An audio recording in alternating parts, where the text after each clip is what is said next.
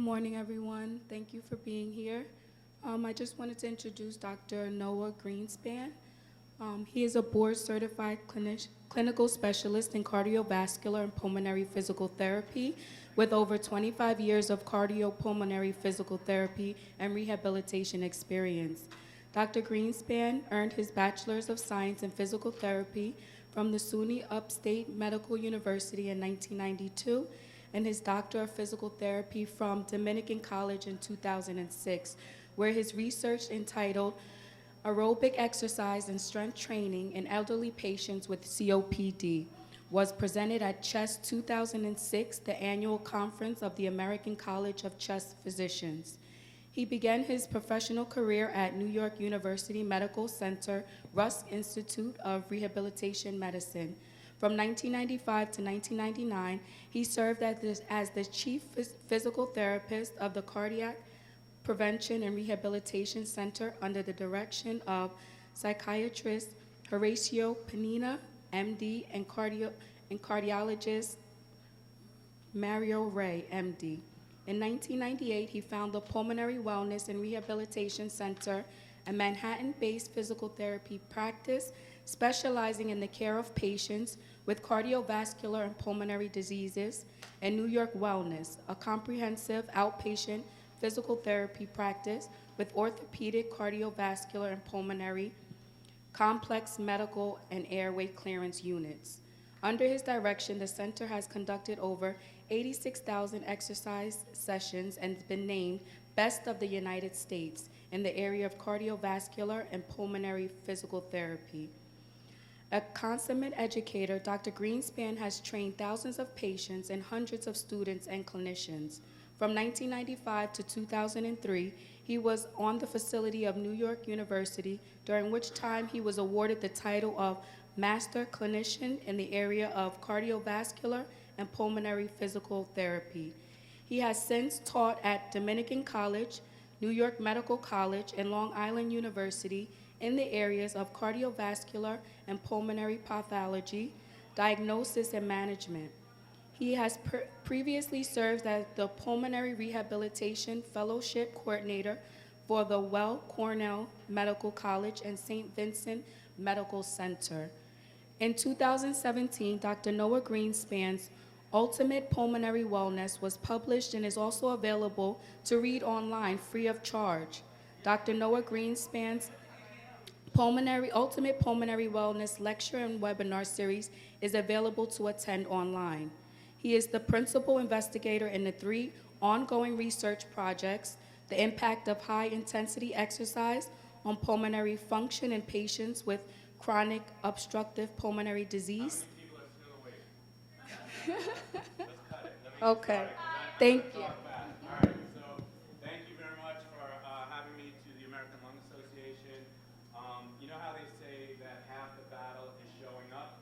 Well, today 100% of the battle is showing up because I'm going to cater this to the people in this room. I want to make sure that you all leave with what you came to get, and I'm going to make sure that you leave with stuff that you can start as soon as you leave this room, okay? So one of the things is that over the years, okay, there are 5 things, and I've been doing this for 25 plus years, okay? Now there are 5 things that I have found are the absolute most important things when it comes to living well with a cardiopulmonary disease. And it doesn't matter. And another thing is, if you have any questions, just shout them out. You're not going to throw me off any more than this AV system already has. So if you have questions, by all means. So I'd like to hear the introduction again. You want to hear the introduction again? I'm gonna email it to you, but I'm gonna send you the long form. We cut it down. We cut it down. If I want up the web and look up pulmonary wellness, will I get the download version of something? Today? Any day. Yeah, you look up Ultimate Pulmonary Wellness, you'll get a lot of stuff. You'll get webinars, you'll get the book, you'll get a lot of stuff, and we have a Facebook group. So yeah, you'll find it. There's a lot of stuff out there. So anyway, the thing is that there are 5 things that make the biggest difference, okay? A lot of people talk about patient empowerment. Everybody's talking about patient empowerment. Everyone's talking about a patient-centered approach. That's a given. That should be obvious to everybody, okay?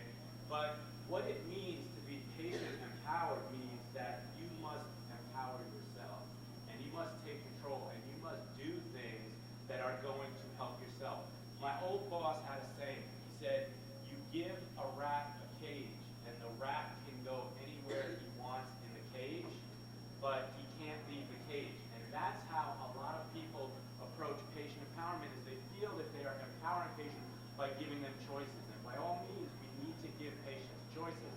But it's up to you, okay, as a patient, and it's up to a clinician to make it their business that, you know what, I need to find out the information I need to know and then make these choices myself. Of course you need a medical team, of course you need somebody, but the more you know, okay, the more helpful you're going to be able to be yourself.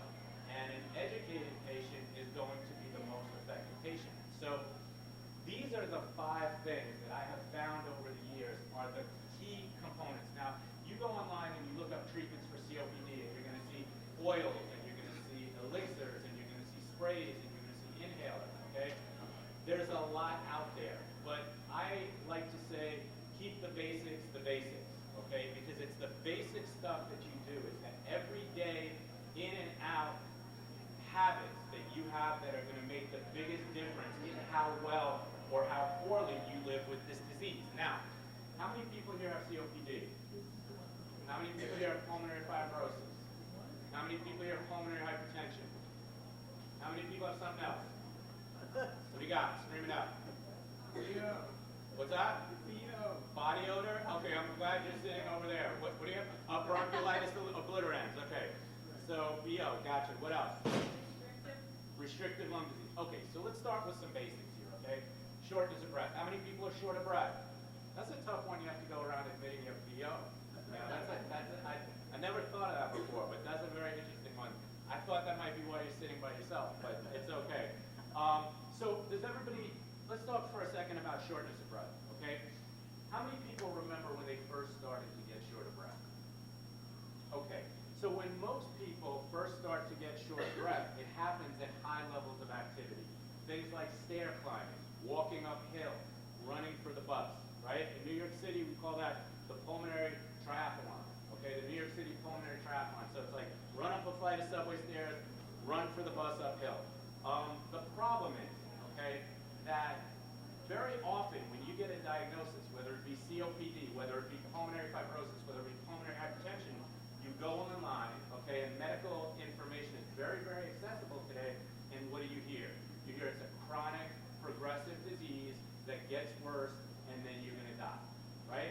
Not very uplifting, is it, okay? But the fact of the matter is that might happen, okay? That might happen, but it might not happen, and there are many things that you can do that can swing the pendulum in one way or another to make those things happen faster or make those things happen slower. And those are the things that I want people to kind of internalize and understand and be able to, can we shut that door if you don't mind when we get a chance? Working on a wheelchair. Oh, okay, no problem, no problem. So the thing is that you have more control than you know. And by reading things online, you don't necessarily get the idea that the control is in your power, okay? So it's like this. It's like, for me, I may go down, but I'm going to go down fighting. It's like if I get shipwrecked, okay, and I'm holding on to that piece of driftwood, then you better believe I see the land over there, I'm swimming for it as hard as I can. I'm not going to wait, bathing in the hot sun, hoping a boat comes by, hoping I don't get bit by a sea animal. I don't say sharks because I love sharks and they get a bad name. But I am going to take the action myself. And that is the thing that I need you to do. Not that I need you to do. I hate when people say this. What I need you to do right now is what you need you to do, okay, is to take some control of the things by understanding the basics. Now, this is a lot of stuff right here, okay, but let me break it down for you. When I talk about medical, okay, what I'm talking about is having the right doctor and healthcare team, taking the right medications, and taking the medications properly, okay? So if you have a cardiopulmonary disease, or if you have a pulmonary disease, or you have a cardiac disease, there's ways that these things can get confused. Between here and here, we have a lot of systems. We have the cardiovascular system, we have the respiratory system, we have the gastrointestinal system, and a lot of times, the symptoms of these can be confusing, and you don't know, is that my heart? Is that my asthma? Is that my reflux? Is that my costochondritis? Okay? That's why you need a healthcare team that is going to be open to all these things and not just have a knee-jerk reaction, which is that you're wheezing, so you must have asthma. Okay? It's important to keep your mind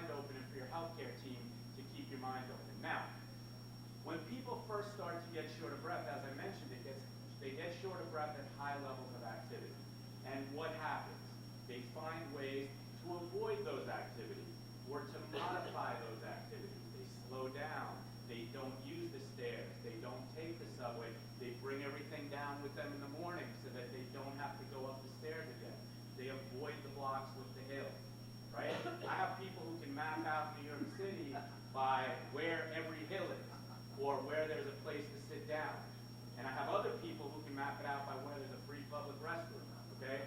But the idea is that what you do and what your body does is important. And your body gets good at doing what you ask it to do. So if you ask it to stay active, it's going to stay active. If you ask it to sit on the couch eating Doritos and flipping the remote, that's what it gets good at doing. So you have to ask not what your body can do for you, but ask what you can do for your body.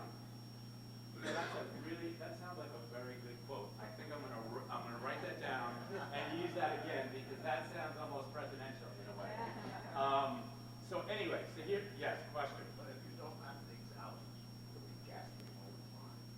That's the problem. We're trying to avoid gasping. Yes and no. You're saying, what you're advocating is gasp more rather than. Oh, I didn't say gas more, did I? No, but that's implied. You're It's not implied. Take the steps. Get off the couch, whatever it is, walk around, push yourself. I'm saying don't go on the couch in the first place, okay? When you get a diagnosis, okay, now everybody here, I can look around the room and I know that there's people here at various stages of the disease, okay? So let's start with that, staging, okay? We like to talk about the stages of COPD or the stages of this, okay? Don't get in your mind, well, I'm stage 4, therefore I'm 1 foot off the planet, okay? Today is today. We don't know what's going to happen today. We don't know what's going to happen tomorrow, okay? You know, people have this idea, well, how long do I have to go? I hate when I hear somebody say that they have 6 months to live or 3 months to live or 1 month to live because they automatically adjust their mindset to that, and we don't really know.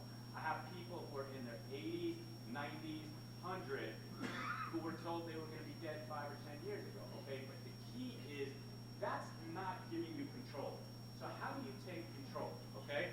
So medical, again, having the right healthcare team, taking the right medication, and taking the medications properly. And the reason why I say taking the medications properly is because when you first go to the doctor and you get these 3 pieces of paper with the prescription on it, you're like, all right, I'm getting these 3 medications, and it's not like an aspirin, a Tylenol, and a Tums. It's like you get home and you have an egg and a disc, and you know, am I supposed to put this in here or swallow it? And the thing is, everything looks different. All of the different delivery devices are different, okay? And I say to people, Sorry, can you use this? sure. And I say to people, I know. how about this one? Is this one longer? I think that one's connected to our live stream. Whoop. Sorry, Check. guys, we're going live right now. We want to make sure that Okay, so the thing is that a lot of people, how many people here take 1 inhaler or more? How many people take 2? How many people take 3? Okay, you might take 2, but you might be taking 3 medications, right? Because some of these are combination. So how many people know the difference? So if I say, how many people just off the bat take Spiriva? And how many of the people who take Spiriva also take Symbicort? Anything else? Advair. Okay, so how many people know the difference between their different medications? The difference between their inhalers. So I say to people all the time, I say, which one do you take first? And they say, whichever one I grab first, right? But not a lot of people talk about this. Almost no one talks about this, okay? Except, you know, but the idea is that by taking your medications in the proper order, and when I say proper order, there are going to be people who say, you know what, it doesn't make a difference. I have people say, I asked my doctor said it doesn't matter, okay?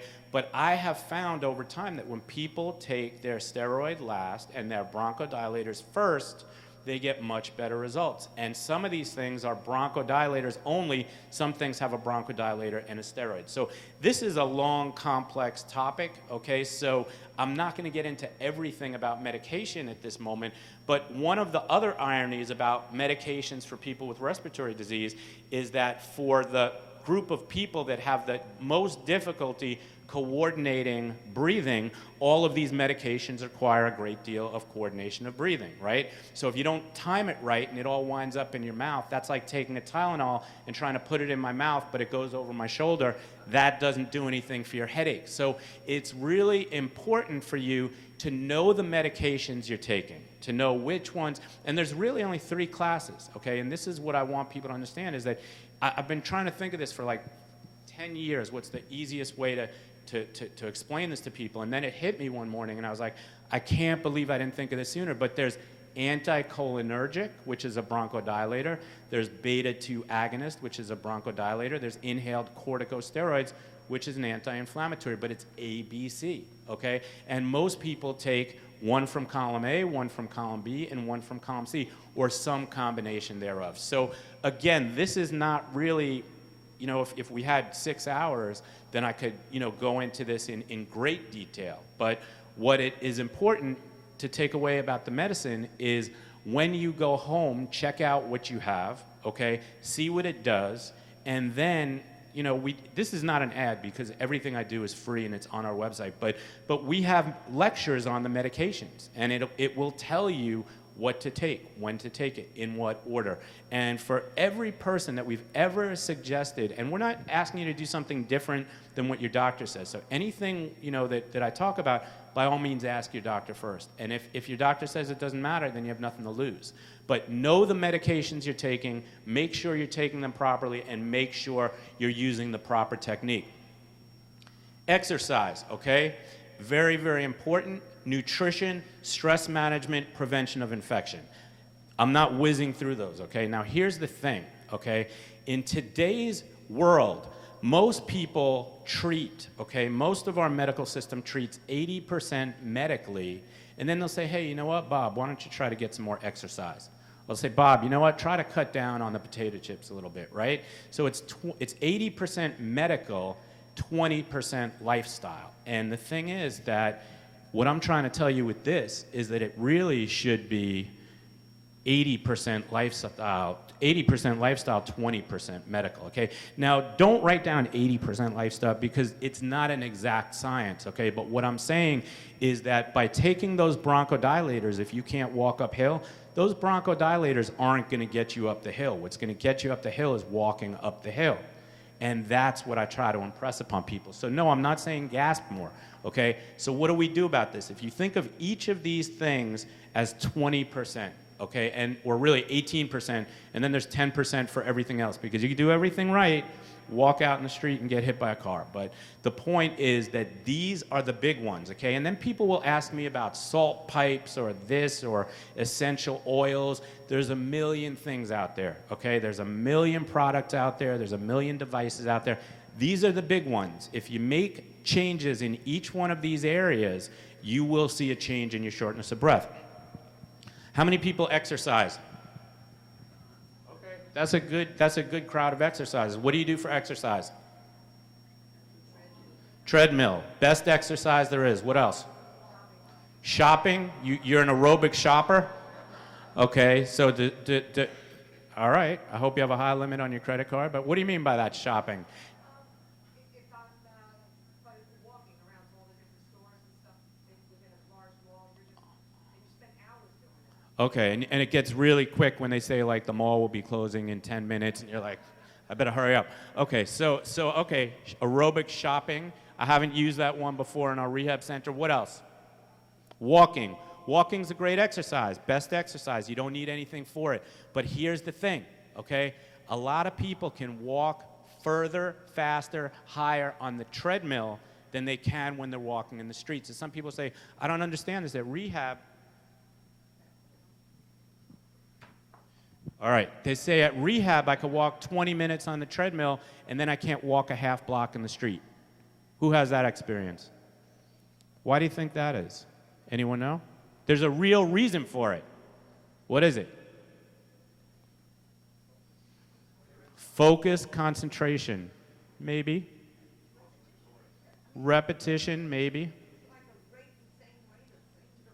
It's the same rate. No one's coming at you in the street, right? Trying to take your wallet. Anything else? You're indoors, maybe. But you could do treadmill on an incline, right? That's something. You're right. There's not. You don't have to worry about this. Now let me explain something to you that I never hear anybody talk about. Okay, and what? It carries your weight. Shoes. All right, you're all wrong. No, I'm just kidding. Those are all important factors, okay? But check out what I'm about to tell you, because this is going to be lung force gold right here, okay? You heard it here.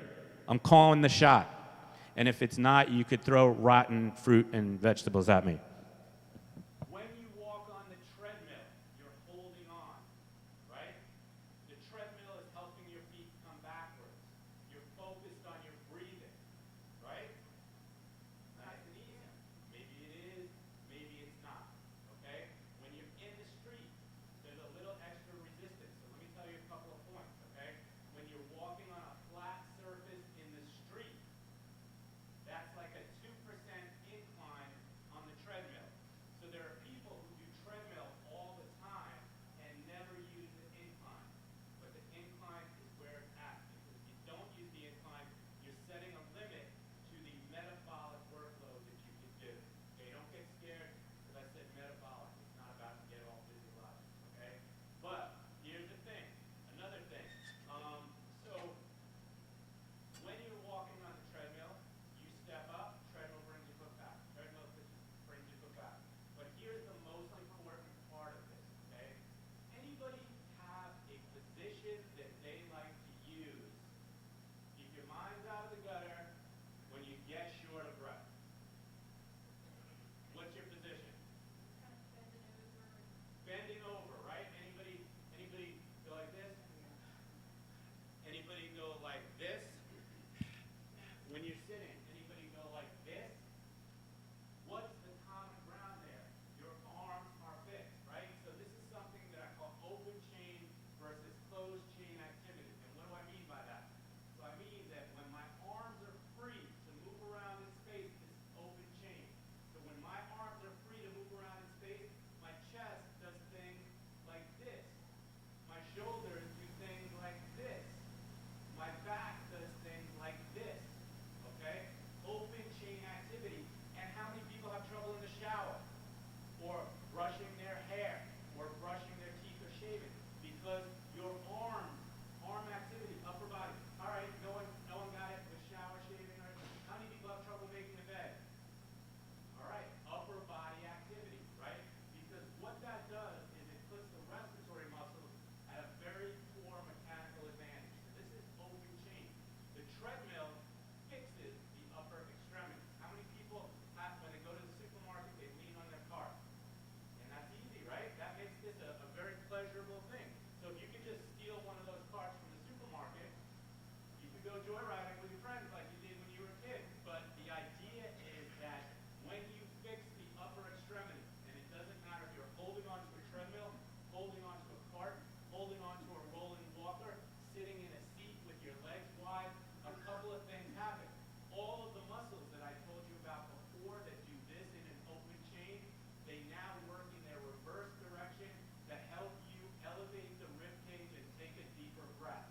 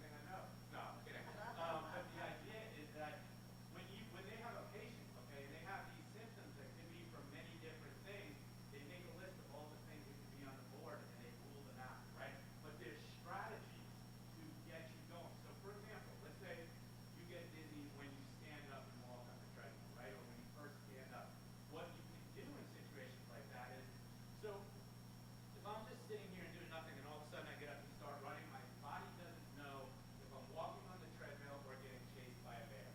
Okay? And it is going to send out the signal. It's going to go, oh my God, my heart better beat faster. I better pump more blood. I better breathe faster. And then we have this connection between anxiety and shortness of breath, which is that being short of breath makes you anxious, and being anxious makes you more short of breath, right? So in a situation like that where somebody gets dizzy when they're in an upright position, then you start with exercise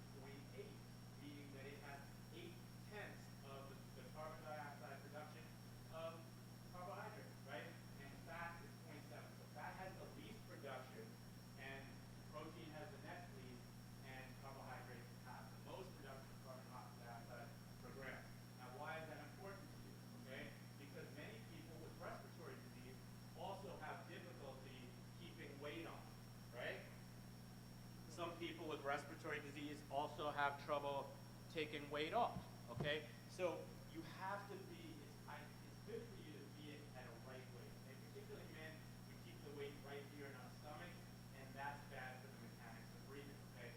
But the idea is that a lot of times when you're recommended a food program, it's high in sugar, it's high in carbs, it's have some oatmeal, have some bread, have some Ensure, okay? Sorry, Ensure, our lawyer is waiting for your call. We are ready to defend, but Ensure is full of sugar, right? Okay? And the idea is that when you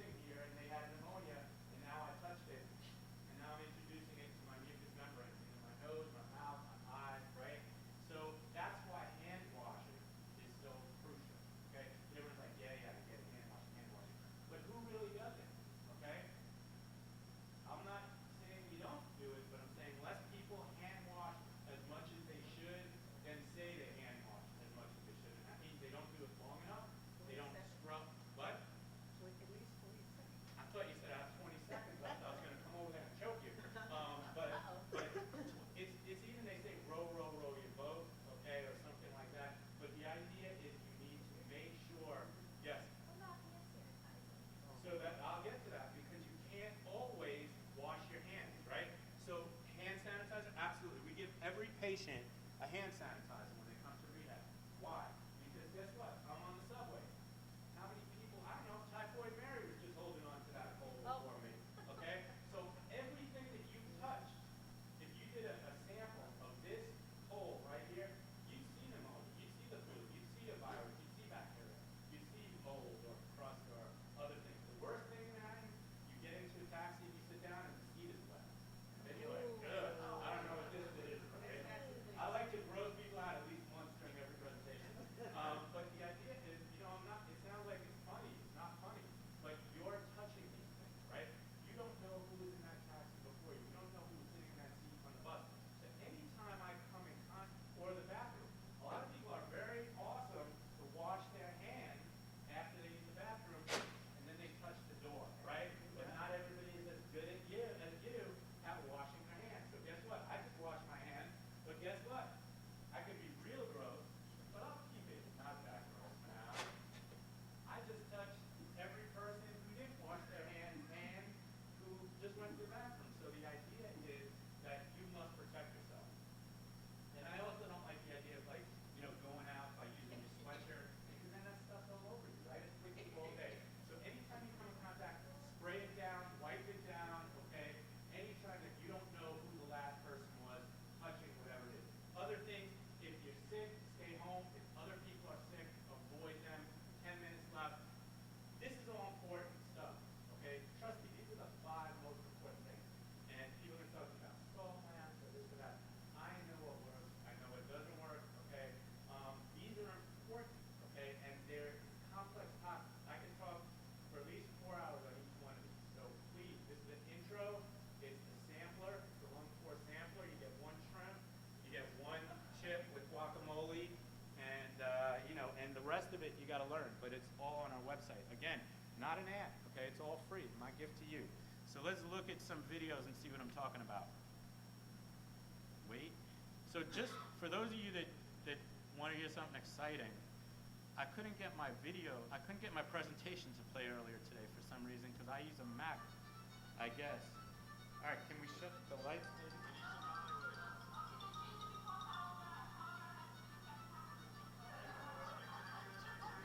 Am I doing this or is someone else doing this?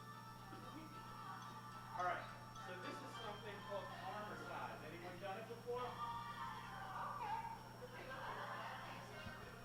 All right, so arm massage, and I'm going to show you. It's part of the neighbors. So this is a group of 15 exercises, as many as you want, where you are doing exercises like pushing tires, wiping the windshield, and all these things, okay, simulate daily activity.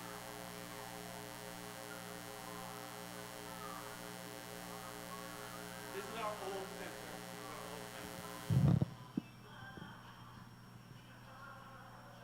Yeah, sorry, the sound is a bit off. There's one person who goes rogue in every group. So look, 3.5 miles per hour, 15% incline. 89 years old, right? Anyone in the room older than him? All right, I didn't think so. He's now 95. But you see, people would say 3.5 miles per hour, 15%. If you went to a crunch gym, all the people that are walking flat are going to have a hard time with that. They're going to be breathing, they're going to be short of breath. That's why incline is so important.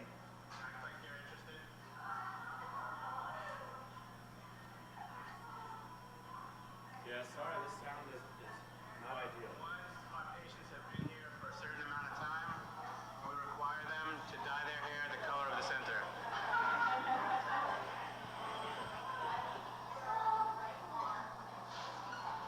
So this gentleman has IPF. Can you run faster than that? Let's go to 5-0. Let's see what that looks like. Let's see if Henry falls off the back of the treadmill.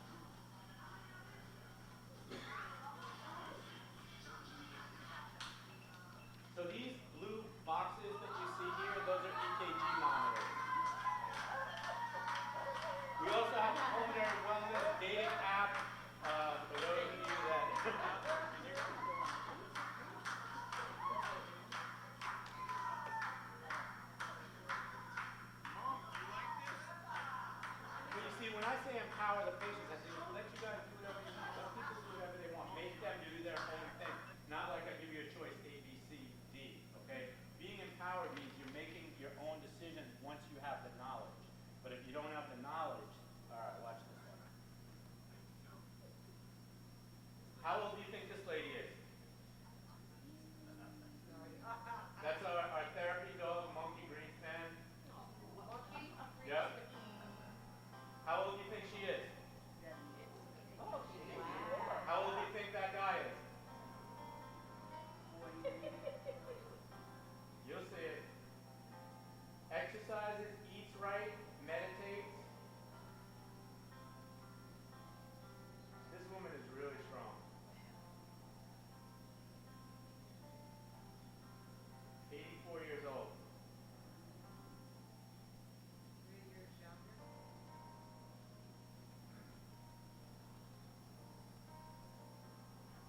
And you know, you want to be happy. You want to go someplace where people are making it their business to make you have a good time, to have fun, not work to like, all right, what we're going to do today. I mean, I go to some places, it's like, and again, I'm not looking to badmouth people. I'm just saying the idea is if we're going to talk about patient empowerment and if we're going to talk about patient-centered care, then we have to really make that a priority.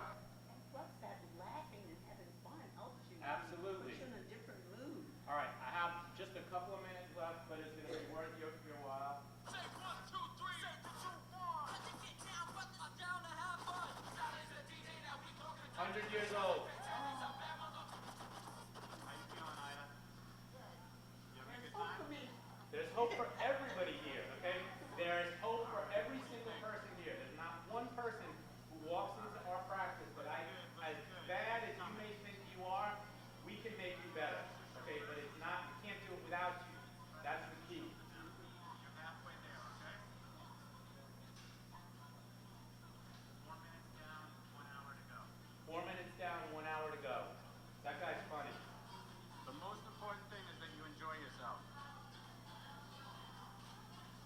Just finished your first workout at the Pulmonary Wellness Center. What are you going to do now? All right. We send a lot of our Have a patients good to trip. Disneyland. Good workout. So, Here we are. Somebody is walking. so she's 100. She's walking at 1.7 miles per hour, 2% incline. And in the book and on the website, you'll see something that's a treadmill net chart. Because a lot of times you think you're working harder than you are, and just by adding a little incline in, so rather than try to specifically increase speed or specifically increase incline, Pulmonary Wellness. you try to increase the met level. And what that does is it compares apples to apples and What do you want to say? oranges to oranges. I hope eventually everybody will be feeling much, much better. How are you feeling? Well, when I come here, I never Can you hear that? You went back to the center also? Yeah, she said she's still Greco-Roman wrestling. So anyway, I'm sorry, these are kind of funny. I wish we had This better is sound. 100. All right, so now here's something. Let me just see one thing. I want to show you. Now I'm going to bring you into the mix a little bit. So we're going to do arm or size together. Okay? Are you guys? I assume you guys are mostly Knick fans. What? Who? No Knick fans? Who do you guys like? Sixers. Okay. All right. Let's do some arm size. Let's do some arm size. All right. I figured as much. So I knew I was deep in Sixer country last night when I was walking around Philadelphia last night. All right. So let's do this. Everybody stand up. Have a little bit of room. Okay. And again, this is a quick sampler. Okay. But these things should be done over time, little by little. If you have a heart condition or any reason why you should not be, now all our mics are off. Now all our mics are off. Okay, so the mic is on but low. All right, so let's start out nice and easy. Everybody take a deep breath in through your nose. Blow it out gently through your mouth. Nice deep breath in through your nose. Can you hear the music or no? All right. You guys like hip hop, right? Philly. All right, here we go. So now these are the exercises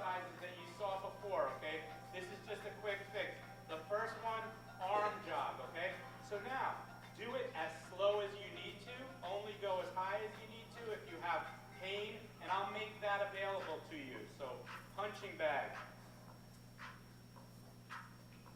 Arm jog. This is arm jog, right? Nice and easy, nice and easy. Focus on breathing in through your nose, out through your mouth. Now straighten your arms out. Marching soldier. Straighten your arms out. Pump the tire. Okay, now they're not supposed to be done this fast, but I keep getting the hook signal. Windshield wipers. And I will make these available. We usually do 30 seconds to a minute of each. Curl stroke. Breaststroke. So you see that this is addressing that issue that I talked about of upper body open chain. Climb the mountain. Open chain versus closed chain. Towel dries. And you see with all these exercises, you hit every major upper body muscle group. Everybody breathe in, row the boat. Breathe in through your nose, out gently through your mouth. Kayak. If you don't like to row, you can kayak. Uppercuts.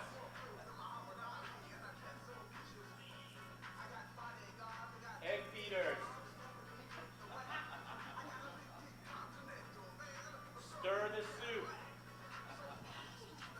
All right, so you see that these things, check. Can you hear me? All right.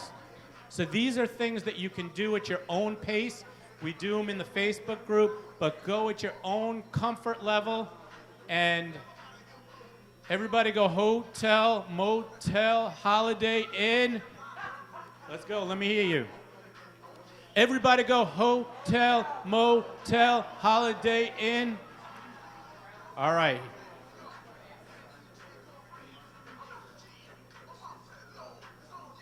Okay. Okay. The beat don't stop until the break it don't. M-A-S, a T-E-R, a G with a double E. All right, guys, thank you very much. I'm going to give you just a couple of quick ones. Thank you. That's Monkey. He has his own card. And when you get real good, this is next. Questions.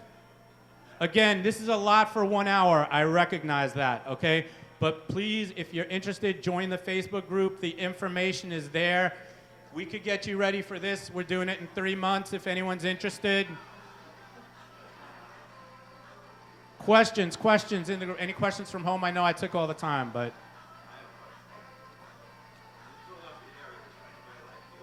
In the Philadelphia area, is there anyone like us? There is. I don't know. I know Temple probably has a good pulmonary rehab program. That we could, they don't. Okay, so then I would say you have to just do a little bit of research on that. I do. I have cards if anybody is interested about the book in the Facebook group. Thank you so much for your attention. Have a good day.